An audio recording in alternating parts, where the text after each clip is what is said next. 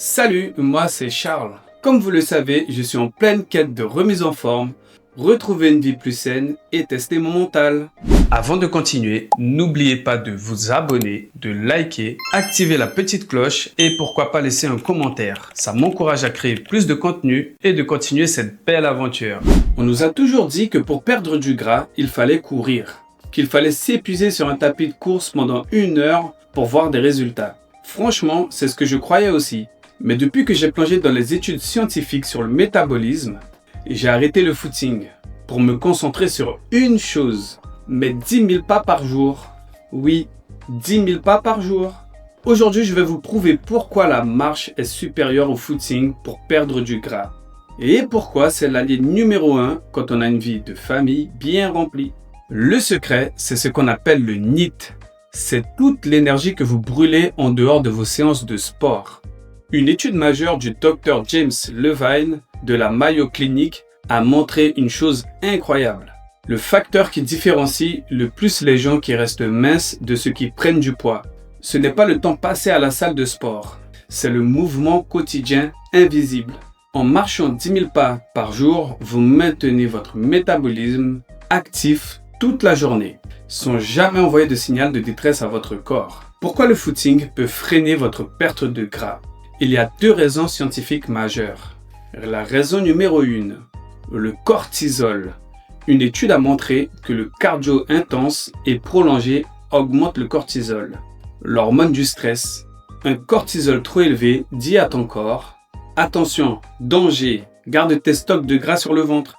La raison numéro 2, la compensation alimentaire. Une étude de King et al. En 2012 a prouvé qu'après un effort intense comme le footing, le corps déclenche une faim féroce. On finit souvent par manger plus de calories que ceux qu'on a brûlés sur le tapis. La marche, elle, régule l'appétit sans jamais créer ces pics de faim incontrôlables.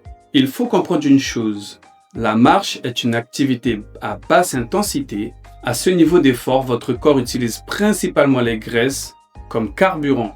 En footing, on monte souvent trop haut en intensité et le corps commence à brûler ses réserves de sucre, le glycogène, plutôt que le gras. Pour ma recomposition corporelle, je veux vider mes stocks de gras, tout en gardant mes énergies pour mes séances de musculation PLP. Pourquoi c'est parfait pour nous? En tant que père de famille, la marche, c'est la liberté. Je n'ai pas besoin de sac de sport, je n'ai pas besoin de douche après. Je peux le faire en allant chercher les enfants ou pendant mes appels, au boulot. J'utilise même des petites stratégies pour augmenter mes pas quotidiens, comme par exemple, quand je vais au supermarché ou au travail, je me gare au plus loin dans le parking. Je ne cherche pas la place la plus proche de l'entrée et cerise sur le gâteau, généralement, c'est là où il y a un maximum de place libre. Et ça évite d'abîmer la voiture. C'est une activité qui ne fatigue pas mon système nerveux. Au contraire, je reste frais et dispo pour ma famille et pour mes entraînements lourds. Et ça permet aussi de s'aérer. Voilà la team, vous avez maintenant toutes les cartes en main. La science est claire. La marche et le mouvement quotidien sont vos meilleurs alliés pour transformer votre corps sans vous épuiser.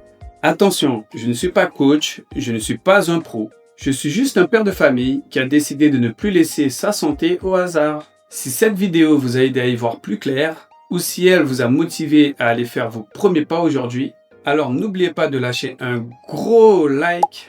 C'est gratuit et ça aide énormément la chaîne à se faire connaître. Abonnez-vous et activez la cloche pour ne rater aucune de mes prochaines recherches sur la nutrition, le sport, la santé en général et suivre ma transformation.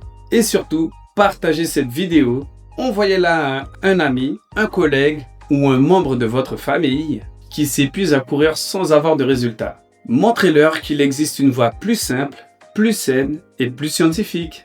Et dites-moi en commentaire combien de pas avez-vous fait aujourd'hui. On avance ensemble, un pas après l'autre. Allez la team, restez actifs, soyez précis et restez forts.